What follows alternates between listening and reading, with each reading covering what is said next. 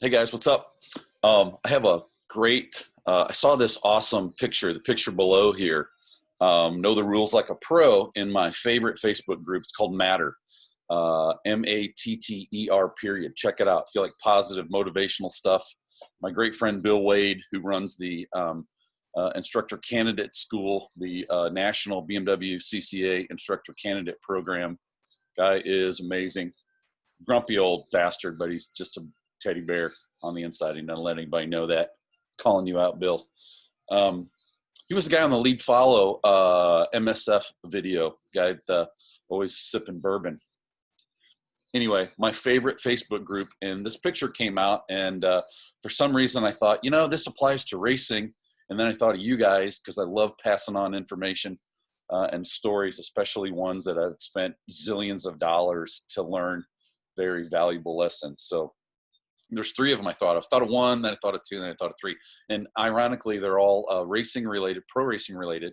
SCCA Pro in both when Toyo was a sponsor, it was World Challenge, and then it was Pirelli World Challenge. So we ran a rotary Mazda RX-8 that was loud as, and we had to run two mufflers, and it was just obnoxiously loud. Matter of fact, sometimes we wouldn't make sound, and would had to get creative with our two inline mufflers.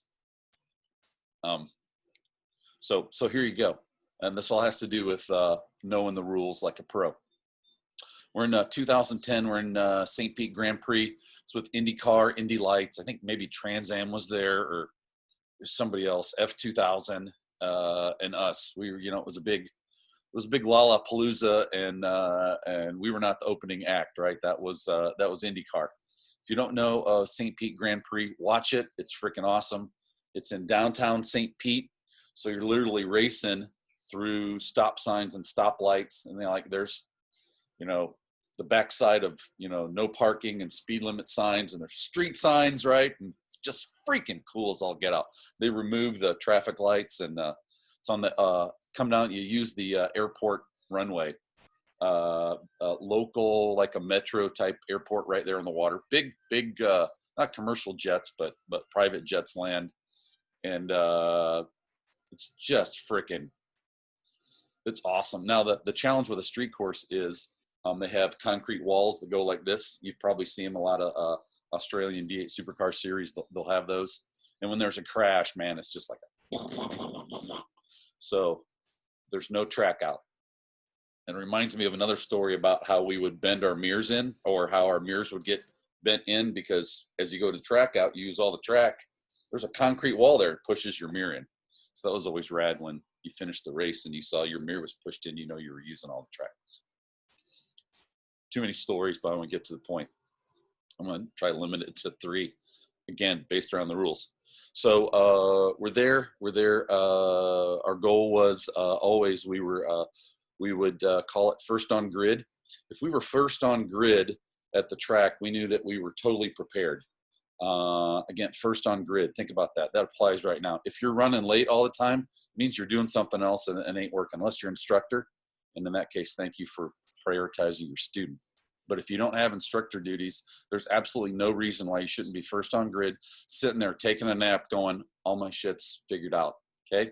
That applies to TT. That applies to racing. Practice qualifying everything. Practice put your ass down on P1. The guy that's in P1 early is the guy that has the best opportunity to kick ass. The guy that's running in late and he has no reason, why are you even there? Why are you even there? Success favors the prepared. So we were the first one at the track. We always tried to be the first rig, big transporter rig, to get there. That was our game. And we would get there, we'd canvass the track, we'd look for first aid station, look for the podium, because you want to know where the podium is, because that's your goal. And every big, you get 100, 200, even 300,000 people for Long Beach. It's so freaking big. You have no idea where the podium is. You got to physically go find it. So, especially at Long Beach. So we have an ignition problem, and the car's missing and cutting. Trick Bosch ignition. really loud Mazda rotary, 2 mufflers. And this is on Friday morning, I think, before even practice number 1. And it's still dark. It's in March. And I figured out that the only way to validate that what the problem was to run the car at wide open throttle. That way you could, I'm going to save you the data, but running a Motec system with a lot of sensors would allow me to look at some things. I just needed to run the car at wide open throttle.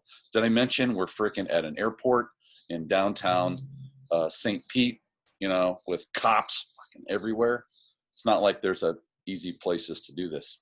So I kind of roll the dice and I drive the car out of the track, right? Think of Mid-Ohio, like going onto the street, right? Or think of Gingerman, right? Going onto the highway, or whatever, Road America. Same deal, but there's cops and barricades and everything. And they're all looking at me like, where the hell's this guy going? It's still dark in the morning. And I weave back through kind of the airport area. We're amongst all the commercial hangars that were for, expediting companies that were shipping parts and private jet aircraft and all that. And I find this little area and I'm like, man, I think I can pin it in second gear. And I needed to hold wide open throttle. Maybe it was third gear. I don't know. The thing's freaking loud. His rotaries are just loud as crap. And I find an area and I just pin it. All I need is one run. And I pin it and it's just fucking loud. It's like dark in the morning. It's like 7 a.m., 6:30 or something. And I'm like, fuck, that was loud. It was echoing with trees and shit. And I get back, kind of sneaking back in through the gate, right? Show my ID because, they're not letting everybody in, rolling in with the race car. And, a few minutes later, I get a visit from the race director, Pat Dinatelli. And it was the first time we ever had a serious discussion. It's my first year in World Challenge, right? And it was the first race of the season. And he comes over and he says, Eric, I don't know what you're doing, but you're not allowed to do that. And he gave me that, that eyeball thing, right? That your dad gives you when you're in trouble. I was like, oh, fuck, what's going to happen? And he goes, it wouldn't have been so bad, Eric, but I just happened to have walked across the street and we were doing a race official meeting with the race organizer and the basically the owner of that event, the promoter of the event, all the other race directors from IndyCar, maybe the headliners, Indy Lights, I think F2000, maybe Trans Am was there, I kind of forget. But he goes, Eric, we were in this meeting in this conference room, this makeshift conference room, and you could see we could see your car go by, and it was just incredibly loud. And everybody looked at me and said, hey, that's one of your guys. And I'm thinking to myself, I am so fucking busted. I'm so in trouble. We haven't even taken an official lap yet, right? He says, I'm a racer. Had this happen before. I know there was a reason for what you were doing because you're not stupid. But here's the deal. This isn't in the rule book, which is why I've wanted to post it, because it has to do with knowing the rules like a pro. This isn't in the rule book, but you need to know that if you have a problem like that, come see me. Come see me, because we have this thing called hardship laps. We rarely use them, but in cases where we need to use them, we'll put a couple guys on the track for a lap and they can get whatever sorted out, if it's safety related. And in this case it was, right? Because we didn't know if you take a standing start with, 45 cars, 40 to 50 cars, maybe. And you have a bad launch, man, you can just get rear-ended like freaking bad, and it red flags the whole event. And quite frankly, you're in pro racing, you're putting on a show. You want to get fans, you want eyeballs, you want to get sponsors. That's the whole series. So they don't want bad things to happen. And quite frankly, they don't want you to, they want your money. They want your entry fee money and your participation and big crowds to make something sexy. So they have this thing called hardship laps. And we do too in NASA. So number one, know the rules and make friends with the race director, because if you have that in time trials right now, or you're in a race group, folks will come up to me and say, Eric, I got a problem. This is senior racers, and especially those that have left the HPD program. You guys right now listening, HPD program, and they'll come and say, hey man, I think I got a sound back here and it's kind of freaking me out, and I want to make the race, but can I take a couple laps to sort out the car and figure out what it is? It's like, yeah, happy to help. Happy to help and figure out what it was, because a lot of times you get problems with the car and you don't know what the hell they are. So come find me if you're a time trialer or a racer, particularly if you're a racer, because you only get really three opportunities to check stuff out, and you can't check stuff out in racing. That's the big show. Come find me and we'll figure out an opportunity to get you some hardship laps, probably in Mike Job's HPD4, as long as what you're offering makes sense and you're not trying to sneak and get some freaking laps. Cheater. Can't do that. But if you're sorting something out, we're happy to work with Mike Job. And once you know if there's drills and you follow those rules, you can go sort your car out. Not stuff like scrub in tires or bed brakes. That's your fault, loser. It's, hey man, I just swapped a motor. Hey man, I think I'm losing third gear. Hey man, my car's missing. Hey man, I think my ABS module is bad and I just need a couple laps to go threshold brake and find out. Okay. So know that the lesson is know that hardship laps exist. And I got to go back to telling you, I thought I was like going to get booted out of the series for that. So thank you, Pat, in 2010, maybe 2011, I think it was.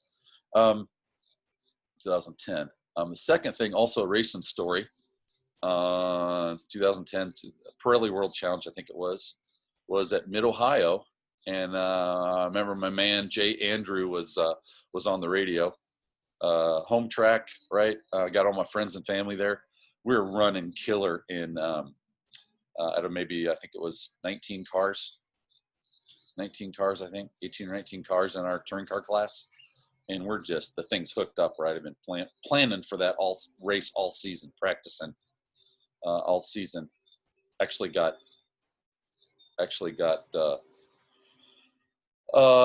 in trouble for bump draft and spec me out as in our Mazda RX-8, and the race director banned me for a race.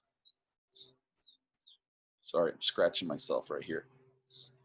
That was, I don't know, 2009 or 10 or something. But we're running fast. I think we're second fastest in qualifying. Blue transmission. Rules say blue transmission or motor or something like that. You have to start at the back of the pack, because they won't let you qualify and then put in your cheater motor with more horsepower, right? If you will.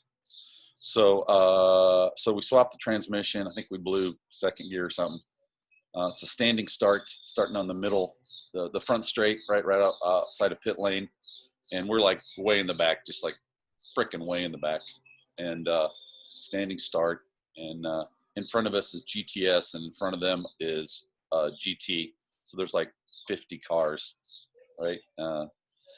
And I think Randy Popst was on pole with this nasty K-Pax Volvo. Anyway, we're fucking in the back, right? We're like where that reservoir is, way back there, if you know where that is. And we're like in town. It's a gas station. And so I'm thinking, and this goes back to knowing the rules like a pro. I'm reading the rules about starts, and I'm thinking about that blend line. And I'm like, I don't think anywhere in the rules it addresses the blend line. So instead of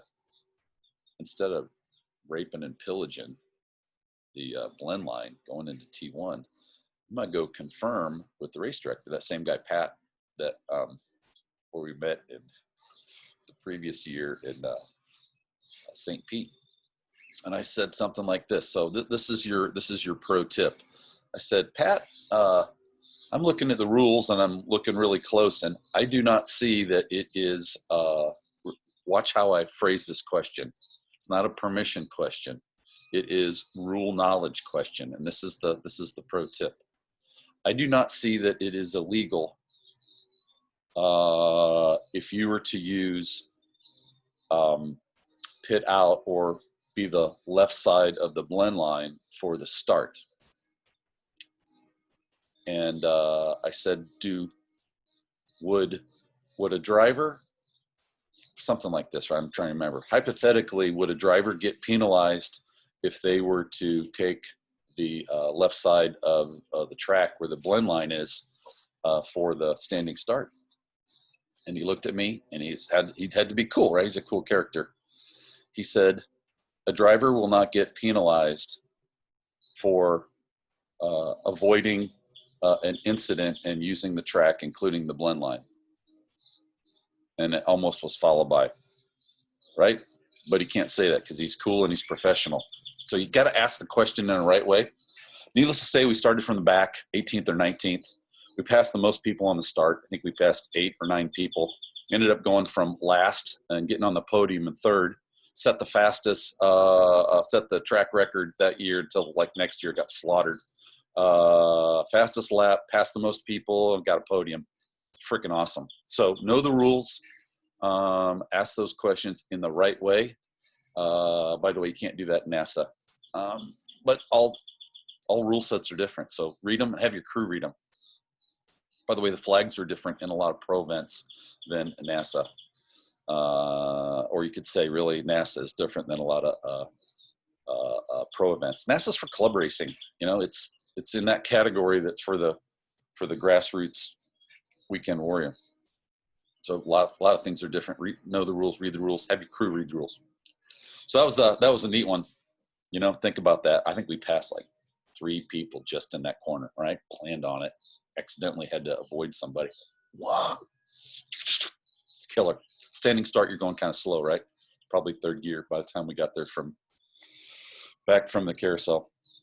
So that's number 2. Know the rules like a pro. Number 3. This is probably my favorite one. Same race director, Pat Dinatelli, where we had been fastest in qualifying. Frickin' blew a motor. That car we just blew motors all the time. We started with a fresh motor. We carry 2 in the trailer, and we would always use 3 motors on a race weekend. And this weekend was not kind to us. Motors started going soft. After we got pole, had to swap.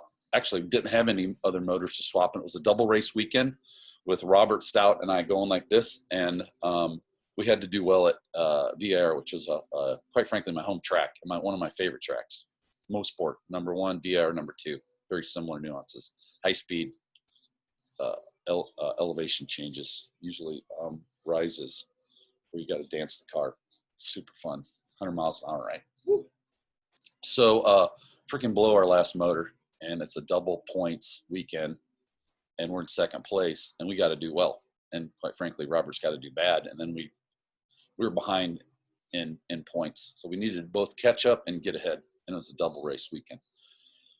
So we're fucked, man. We're totally screwed. Got the whole crew there, and having a good old time, except for that. And I'm like reading the rules, and I'm trying to validate what it says about starts, because you can get points for taking the start. The wording was something like that. I believe in NASA. I apologize. I don't know. I would know if I was going back to NASA racing for points. But I think in NASA, you have to take 50% of the laps, I think. 50% of the leader's laps to get points. And that prevents somebody from taking like 1 lap and parking it. I think. I apologize. Again, if I was running that in serious, I would read that thing inside and out and have my crew read it. So there's some gray area. And I went again to my buddy Pat, and I said, hey, in the rule book, so you want to appear smart, I noticed in the rule book in section 17.3.7 about taking a start and about points. And again, I'm not talking about me, because you don't want to make it you don't want to make it about you. You want to make it about, hey, I'm trying to interpret and understand the rules, right? I want to learn. I'm here to learn. Race directors are there to help you get information and confirm the rules. They're here to help. They're not bad guys. They're good guys. And when they know you are wanting to work within the rules, which is the rules, man, they're willing to work with you and help. not help you get an advantage or cheat, but help you learn and confirm the rules. So in this particular case, the SCCA Pro rule book said something about as long as you take the start, you can get points. And I'm thinking, man, I just need last place points, especially because this is the Saturday race and there's a Sunday race. And I said, Pat, something like this. Again, it's about the rules and not me, myself, and I. I said, if a driver were to take, technically, what constitutes taking the start or wasn't taking a lap. I think it was called taking the start in the rules. And he said, as long as you can take the green flag and make it on the track, that's considered a start, right? He's not telling me what I can do. He's not giving me the answer. He's defining the rules. And the other part of the rules is, should you have some kind of wonky issue, you can start from pit lane. And almost all racing series allow you to do that, including NASA. And they often do that for safety purposes for whatever reason, right? Or you're late to grid, or